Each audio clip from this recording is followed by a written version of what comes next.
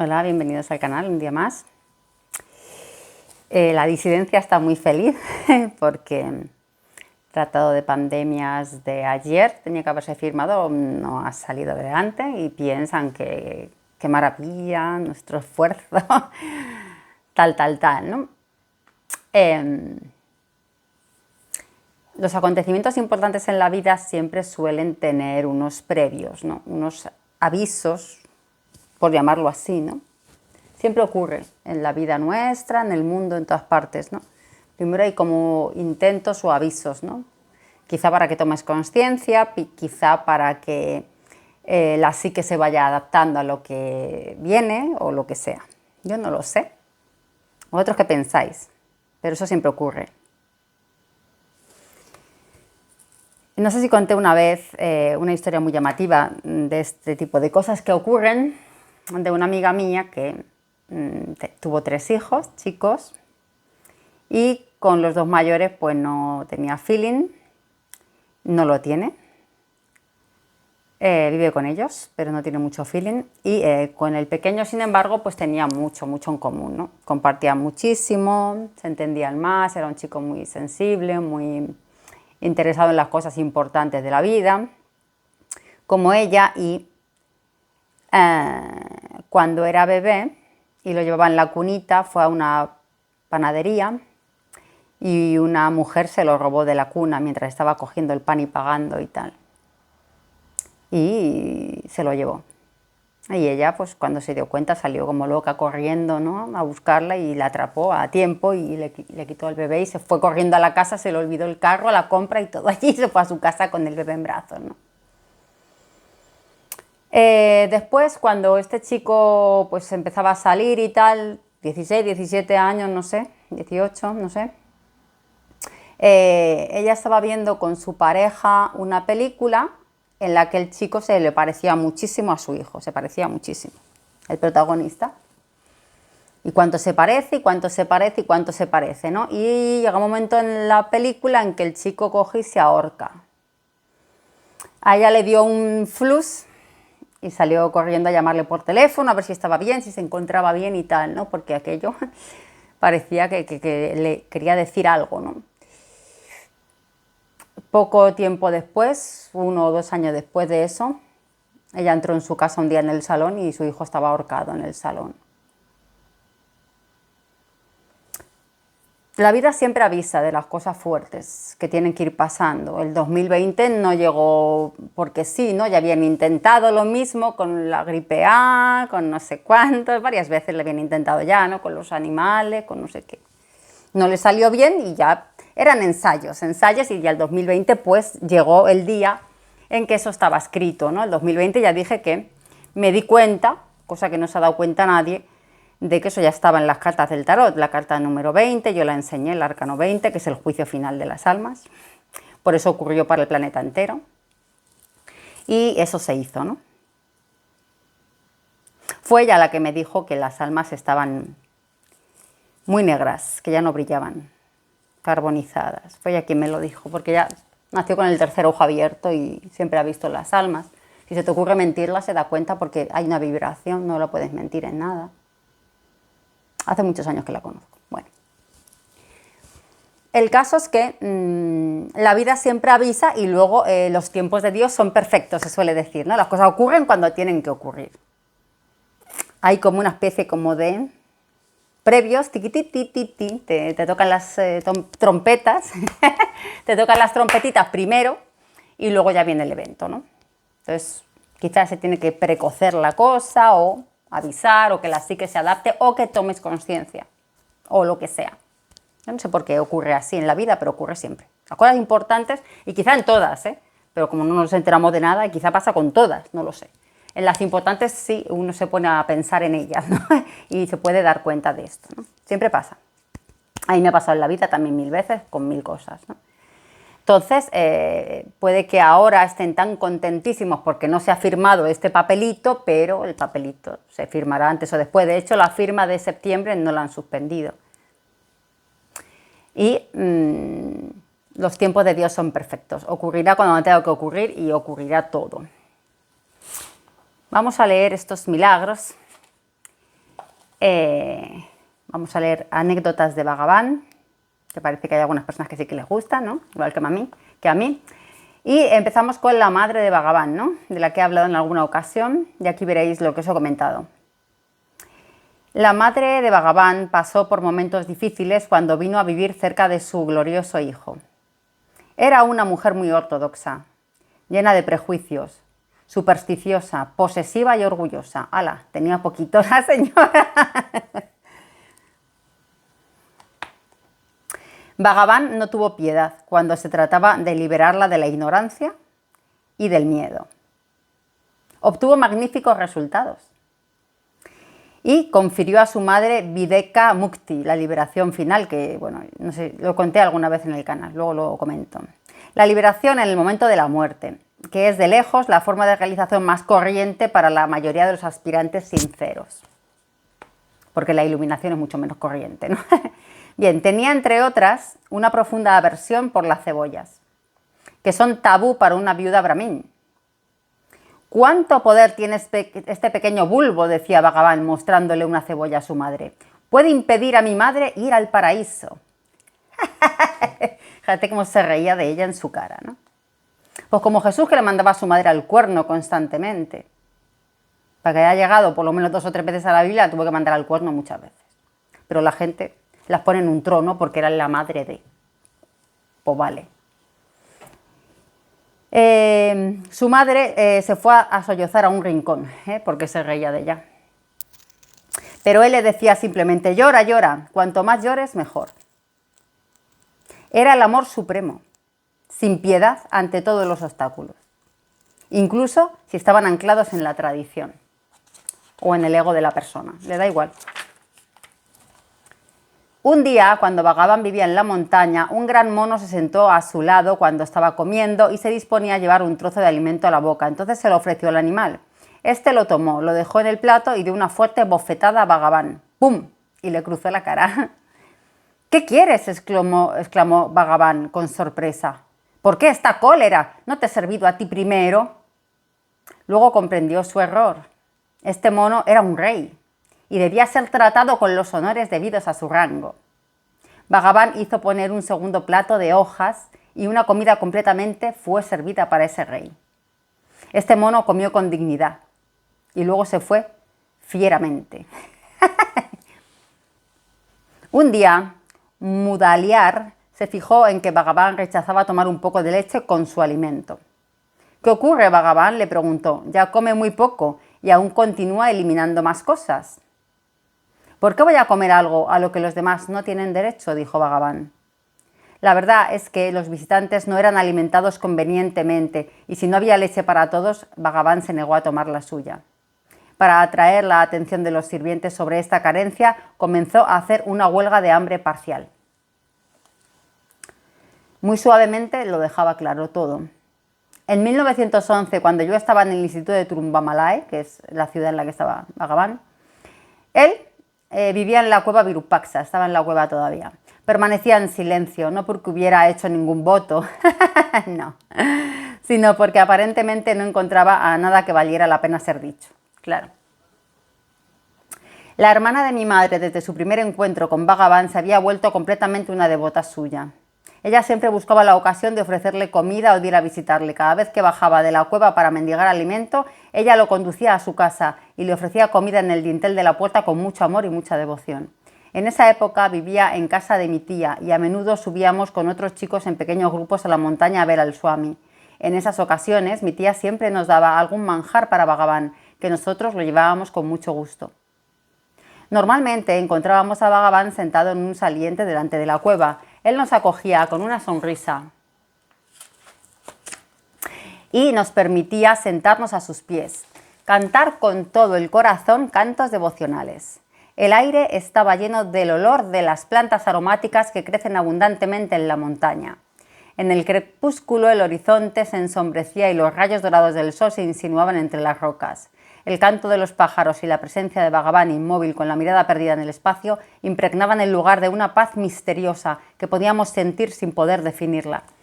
Esto en varios maestros se ha explicado, que su presencia se nota incluso a kilómetros de distancia.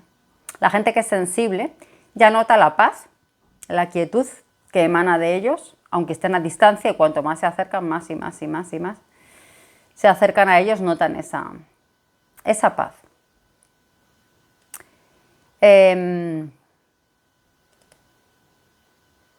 Cuando dejé el instituto no tenía nada que hacer en particular, cada vez me sentía más deseoso de ir a ver a Bhagavan.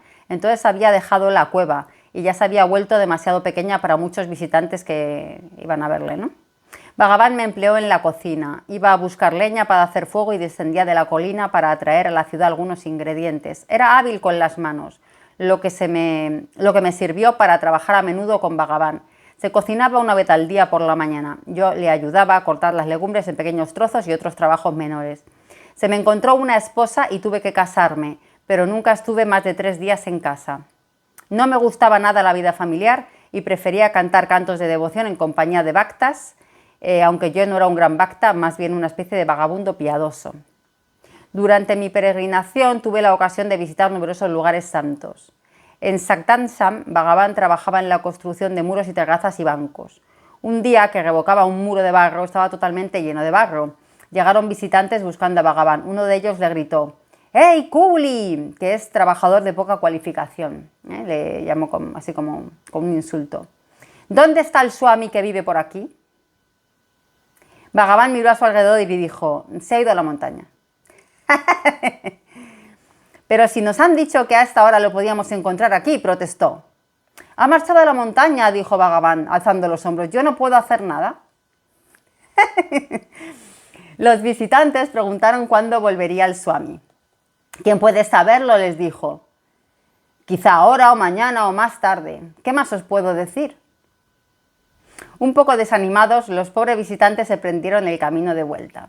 Pero Bhagavan tuvo piedad de ellos al final. Encontraron a Echamnal, que traía comida para Bhagavan, y ella les preguntó si había visto a este último y le contaron la historia.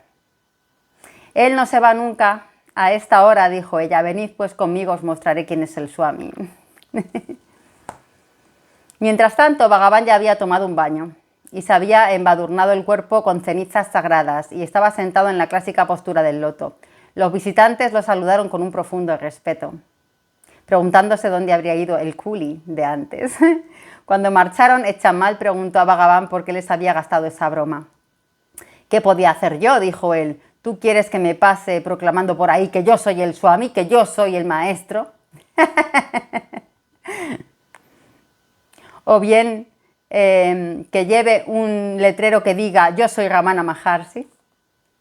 En 1927 fui a Redipalem y allí pasé 3 meses cantando cantos devocionales. Una noche tuve un sueño. Vi a un yogi radiante y resplandeciente sentado sobre un diván en una gran sala. Me pidió que hiciera girar el ventilador y cuando me desperté y me pregunté por el significado de este sueño, se me dijo que volviera cerca de Bhagavan. Ya había dejado a Samdaska para instalarme en el emplazamiento actual del ashram junto al hall y ya estaba construido. Ve a comer, dijo Bhagavan al verme llegar. Después de comer volví al hall. De una manera totalmente inesperada, Bhagavan me pidió que hiciera girar el ventilador del techo. Él tenía por regla no pedir nunca a alguien un servicio personal. Enseguida comprendí que él era el yogi de mi sueño. Estaba feliz porque Bhagavan me había tomado como servidor en esa ocasión. Al cabo de algunos minutos me pidió que parara el ventilador. Ciertamente no había necesidad de ventilador. Su petición era una expresión de su gracia. Desde ese día se volvió mi gurú. Con respecto a lo del ventilador, había un ejemplo que él ponía, ¿no?, que le decían, le preguntaban, los maestros iluminados ya no tienen karma, ¿no? Y él siempre ponía el ejemplo del ventilador. Y decía, aunque tú desenchufes el ventilador, lleva un ritmo, ¿no? Empezará a pararse, pero tardará un poquito de tiempo en pararse, ¿no? Entonces aquí habrá un karma todavía mientras haya un cuerpo. Todavía habrá un tiempo de karma, ¿no? Cada vez menos, pero ya ese karma se libra del todo con el fallecimiento de ese cuerpo, ¿no? Entonces, por ejemplo, el ostión que le pegó el mono pues digo yo que sería algo de karma que le quedaba, ¿no? Porque le dio de comer y le metió un guantazo, ¡pum!, y que un gorila parte así la cara por la mitad, pues es un buen ostión, ¿no? Entonces, ¿por qué eso le pasó a Ramana? Pues el ventilador todavía tenía algo que girar, ¿no? Aunque fuera poco. Tuve la suerte de ser aceptado entre los miembros del ashram desde mi llegada. Al principio trabajé en la librería y después me ocupé de la correspondencia del ashram. Asmático desde hacía mucho tiempo, sufría mucho trabajando en la cocina, sin embargo no le dije nada a Bhagavan. Me parecía que debía dejar las cosas seguir su curso y aguantarlo. A Bhagavan le gustaba mucho preparar toda clase de kutney, que era un verdadero mago haciéndolo, pues hacía platos deliciosos con ingredientes muy sencillos. Cuando se preparaba un plato un poco especial, hacía que lo probase todo el mundo y para nosotros era un prasad, o sea, una comida bendecida, que tomábamos con los ojos cerrados. Un día me dio un poquito de kutney diciéndome, este es tu medicamento. Me comí el trozo sin reflexionar y enseguida me di cuenta de que mi asma había desaparecido completamente.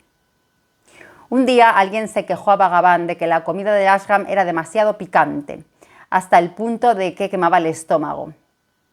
Mientras que para las prácticas espirituales es indispensable tomar alimentos sádvicos, dijo, ¿cómo es que en el ashram son tan picantes? Bhagavan explicó desde el momento en que los ingredientes son puros, preparados en un lugar puro y de manera correcta, el condimento es un asunto de gusto y de costumbre, y no vuelve los alimentos menos sádvicos.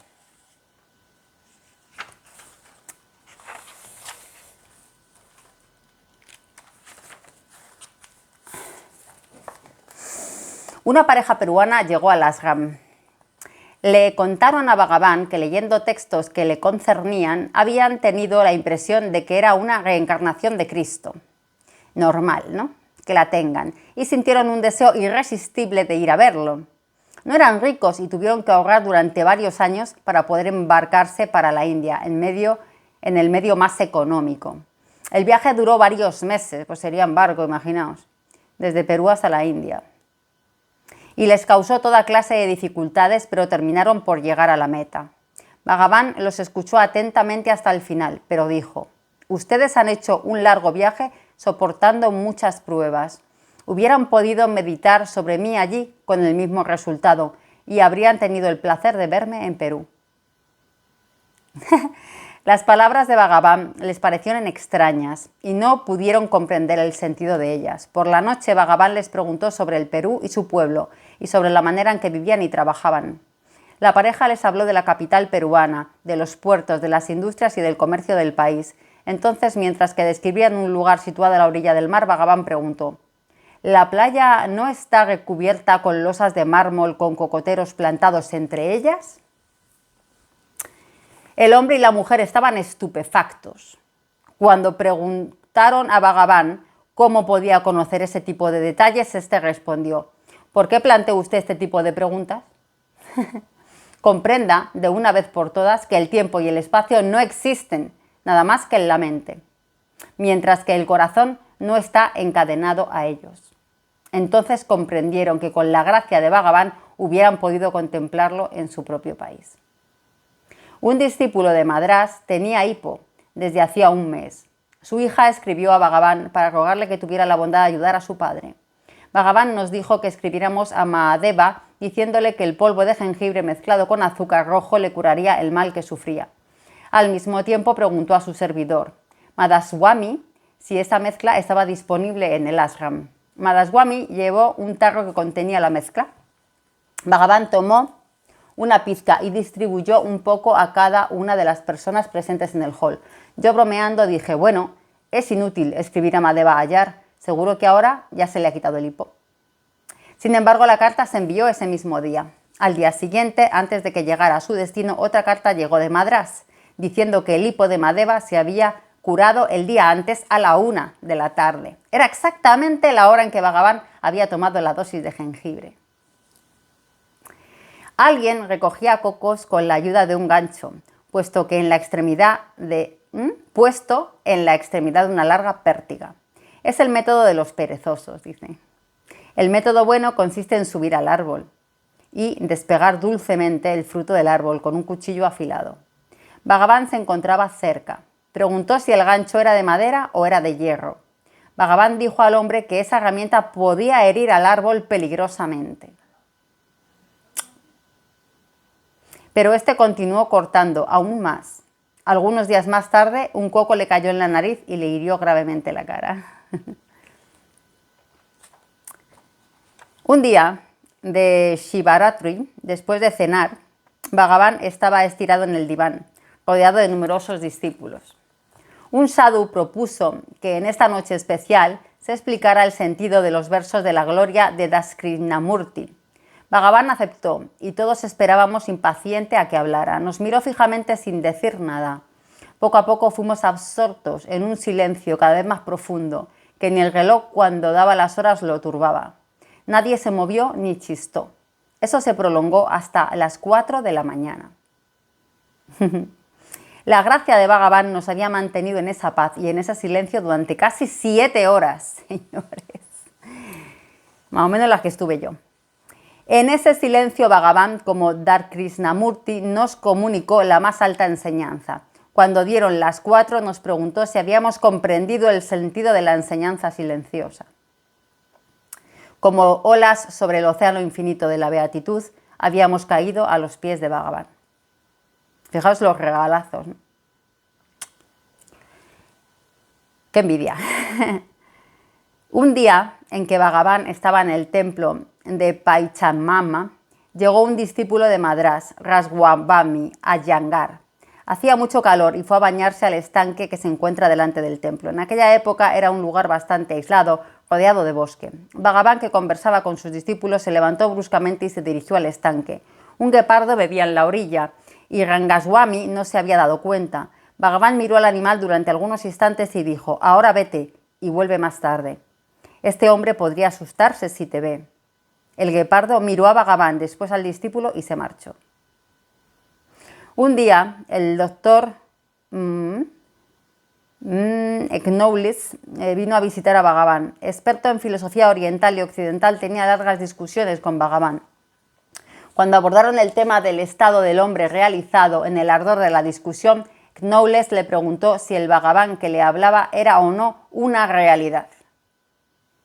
Todo el mundo esperaba impaciente la respuesta. ¿La sabéis la respuesta? ¿El Bhagavan que habla es real o no es real?